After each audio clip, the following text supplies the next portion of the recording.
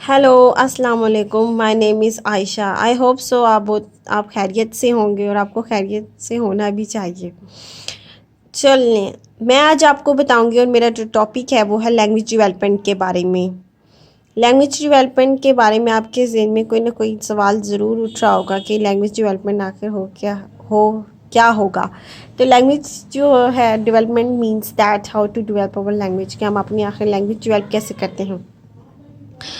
तो चलो, आज मैं आपको ये आपके पास सामने पॉइंट्स आपको सारे नज़र आ रहे होंगे। मैं आज आपको ये थोड़े बहुत पॉइंट्स एक्सप्लेन करती जाऊंगी, जिससे आप इस पॉइंट्स के ज़रिए आपका पूरा एक लॉन्ग क्वेश्चन बन जाता है। तो फर्स्ट जो मैं आपको बताऊंगी लर्निंग थ्योरी के बारे में। लर्निंग थ्योरी बेसिकली होती क्या है। तो B.F. स्किनर्स ने ऑफ़र किया था ऑपेरेंट कंडीशनिंग के बारे में कि हम लैंग्वेज में काफ़ी चेंजेस ला सकते हैं due to parent conditioning. Next one ये भी बताया था अपनी इस थ्योरी में, लर्निंग थ्योरी में, कि बच्चा जो होता है ना साउंड के ज़रिए रेनफोर्स होता है। रेनफोर्स कैसा होता है? फॉर एग्जांपल, जब बच्चा रोता है तो हमें उसके रोने से उस कोई ना कोई कॉन्टेक्ट मिल जाता है।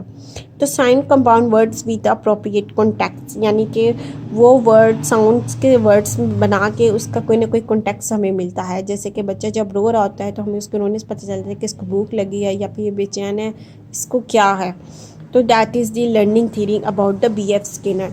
नेक्स्ट वन हमारे पास टॉपिक है social learning. Social learning basically learning आपको ज़हन में आ रहा होगा कि सोसाइटी के बारे में लर्निंग है, आपके इन्वायरमेंट के बारे में लर्निंग है। ये चिल्ड्रन लर्निंग है, जिसमें जो बच्चा है जो है ना बहुत जल्दी कुछ ना कुछ सीख लेता है ड्यू टू पेरेंट कंडीशनिंग के जरिए। बहुत से साइकोलॉजिस्ट थे, उन्होंने भी इस पर वर्क किया कि बच्चा जो होता है ना पेरेंट कंडीशनिंग के ज़रिए ना कोई वर्ड जो है ना बहुत जल्दी सीख रहा है। और कुछ ऐसी लिमिटेशंस भी हैं जो पेरेंट्स अपने बच्चों तक रखते हैं। पेरेंट्स बेसिकली जो है ना अपने बच्चों को कुछ ऐसे वर्ड सिखा देते हैं 6 मंथ्स में कि वो वहीं तक महदूद रहता है। आपके सोसाइटी में होगा, आपके घर में होगा बेसिकली, कि जब 6 मंथ्स का बच्चा जो होता है उसको जब पेरेंट्स मामा बाबा वर्ड सिखा देते तो वो उन्हीं तक महदूद रहता है, वो उससे आगे नहीं जाता, यानी वो लिमिटेड रहता है उस चीज़ तक। लेकिन जब जैसे ही वो एज बाय एज बड़ा होता जाएगा उसकी चेंजेस आती जाएंगी और वो उस चीज़ को भूल जाएगा। नेक्स्ट हमारे पास है language acquisition device. Language acquisition device basically LED device है, ऐसी डिवाइस है जिसमें नोम चॉम्स्की ने कहा था कि इनबॉर्न एबिलिटी है। इंसान को कुछ सीखने के लिए एक ऐसा आला इंसान के पास मौजूद है जिससे वो कुछ ना कुछ आसानी से सीख सकता है। तो दैट इज़ दी LED। एक और उन्होंने ये भी बताया कि प्री डिस्पोजिशन के बारे में। प्री डिस्पोजिशन के बारे में मीन्स दैट कोई ऐसी चीज़ जो आप बचपन में सीख लेते हैं, लेकिन चाइल्डहुड में सीख लेते हैं लेकिन एडल्टहुड में जाके वो आपके पास ख़त्म हो जाते हैं। तो that is the LAD means that language acquisition device. तो ये हमारे पास लैंग्वेज एक्विजिशन डिवाइस है जो कि इनबॉर्न एबिलिटी होती है इंसान के पास। नेक्स्ट हमारे पास आ जाते हैं फीचर्स। फीचर्स में आज मैं आपको बताऊंगी कि फ़ीचर्स किस चीज़ के। प्री बैबलिंग फेज़, यानी कि 6 मंथ्स में होते हैं। बैबलिंग फेज़ होते हैं 6 से 12 मंथ्स में होते हैं। बैबलिंग फेज़ में वो फेज़ होता है जिसमें बच्चा जो होता है ना कुछ सिंगल वर्ड सीख सकते, स्पीच सिंगल साउंड स्पीच जो है ना वो सीख लेता है। और जो बैबलिंग फेज है वो 6 to 12 मंथ्स में होता है। इसमें वो बच्चा ना कॉन्सोनेंट साउंड्स और वॉल साउंड सीखता है, लेकिन कॉन्सोनेंट ज़्यादा सीखता है। कॉन्सोनेंट इसलिए सीखता है क्योंकि उसमें माँ बा, कॉन्सोनेंट साउंड हमारे पास माँ बा पा ऐसे साउंड्स कॉन्सोनेंट्स कहलाते हैं और ये बहुत ज़्यादा यूज़ होते हैं ऐसे वर्ड्स।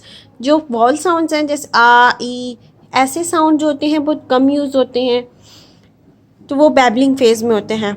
बैबलिंग फेज़ में कॉन्सोनेंट साउंड ज़्यादा सीखने को मिलते हैं। 6 से 12 मंथ से ये स्टार्ट होता है इसका। लेकिन हमारे पास आगे आ जाता है फर्स्ट वर्ड।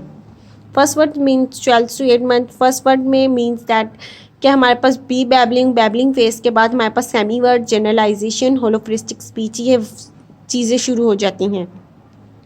सेमी वर्ड्स में हम जो होते हैं इन्वेंटेड, यानी कि वो ऐसे वर्ड्स जो हमें पहले कभी सुनने को नहीं मिलते, वो हम किसी दूसरे से सुनते हैं। जैसे कि हमारी सोसाइटी में हमारे इर्द गिर्द कोई ऐसे लोग जो ऐसे वर्ड्स बोलते हैं जो हमने पहली दफ़ा सुने होते हैं, that is called semi words sounds. Next one is generalization. Generalization means that कि ऐसे वर्ड जो इंटरमीडिएट कहलाते हैं। इंटरमीडिएट फॉर एग्जांपल अगर आप कहें कि डॉग की एक एग्जांपल ले लेते हैं डॉग मीन्स दैट कि एक डॉग एक एनिमल है, उससे रिलेटेड आपको कई जो है ना आपके जहन में कई एनिमल्स आ जाएंगे कि एक ये इस तरीके से एक जानवर है, तो इस तरह से बाकी इस तरीके से जो भी मतलब कि इस तरह का नज़र आएगा तो वो एनिमल्स कहलाएंगे। तो that is the intermediate sound. Generalization मतलब इंटरमीडिएट करना, किसी एक चीज़ को दूसरी चीज़ के साथ लिंक कर देना। होलोफ्रेस्टिक स्पीच, होलोफ्रेस्टिक स्पीच में होते हैं सिंगल वर्ड्स मतलब convey thoughts, intonation, gestures, context, for example socks. ये आपको नजर आएगा होलोफ्रेस्टिक स्पीच होती क्या है बेसिकली।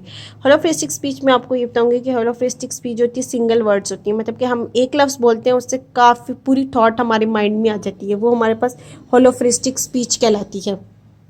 एक वर्ड से हमारे पास पूरी जो कॉन्टेक्स्ट है, पूरा माइंड, जो पूरी थॉट है वो हमारे डिवेल्प हो जाती है, वो हमारे पास होलोफ्रेस्टिक स्पीच कहलाती है।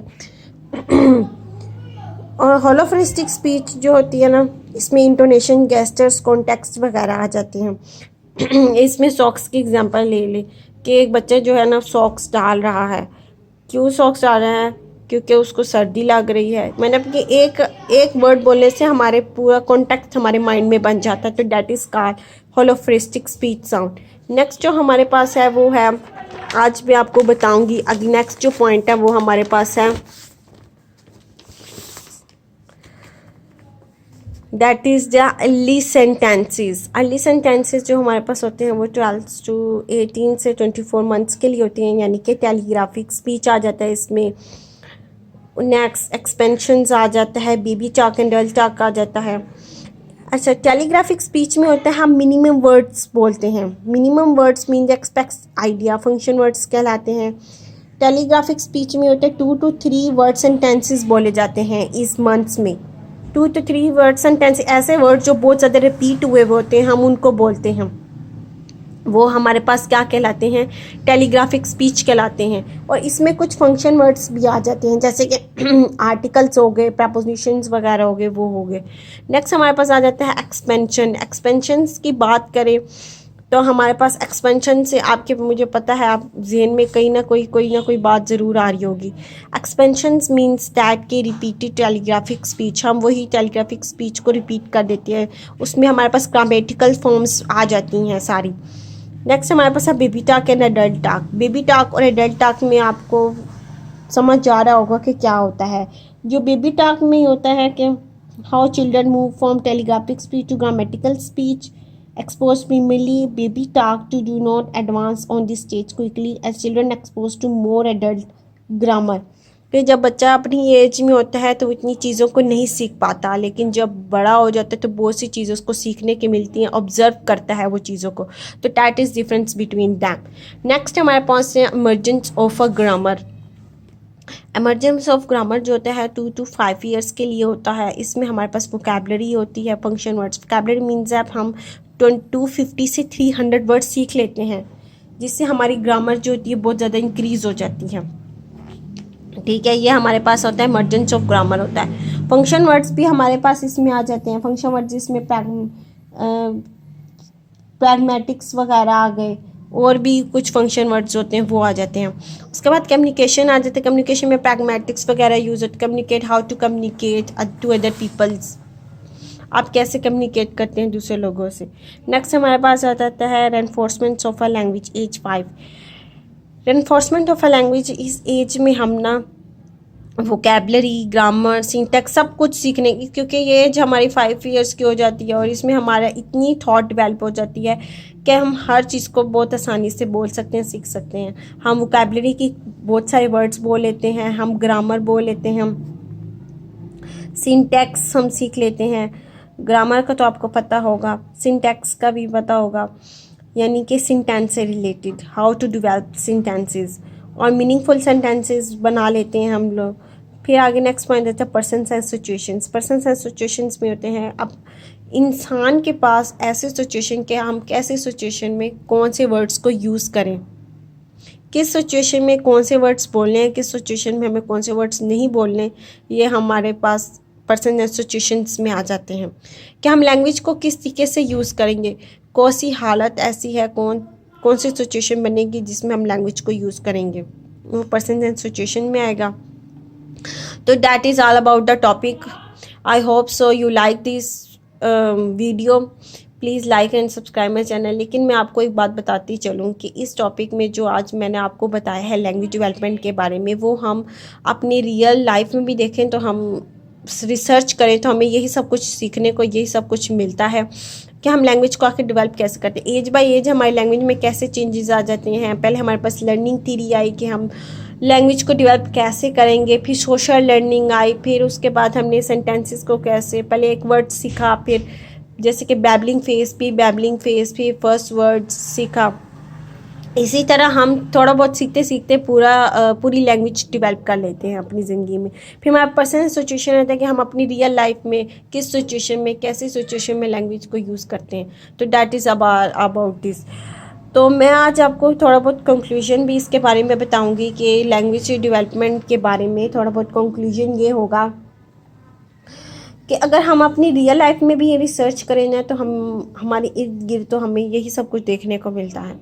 जैसे कि अगर B.F. स्किनर की थ्योरी देखें, चाहे नॉम चॉम्स्की की थ्योरी को हम देखें, तो हमारे पास यही ऑब्जर्वेशन आएगी कि जो लैंग्वेज डेवलप होती है वो ऐसे एज बाय एज होती है और लैंग्वेज में काफ़ी चेंजेस आ जाती है। लैंग्वेज में चेंजेस आती हैं वो सिर्फ़ और सिर्फ हमारी एज की वजह से आती हैं। अगर हम कुछ ना कुछ सीखते हैं तो वो हम अपनी इन्वायरमेंट से सीखते हैं, अपने इर्द गिर्द से, अपनी सोसाइटी से सीखते हैं। और हम कुछ ना कुछ, हमारे पेरेंट्स हमें कुछ ऐसी लैंग्वेज तक महदूद कर देते हैं जो हमको वो सीखते हैं, लेकिन वो हमारी चाइल्डहुड में होते हैं और अडल्टहुड एज में ऐसा कुछ भी नहीं होता। लेकिन नॉम चॉम्स्की ने कहा था कि इंसान के पास एक ऐसी इनबॉर्न एबिलिटी है जिसके ज़रिए वो लैंग्वेज को सीख सकता है और आगे तक लैंग्वेज को पहुंचा सकता है। तो that I hope so you like my channel. Please subscribe and like my channel. I hope so you like this.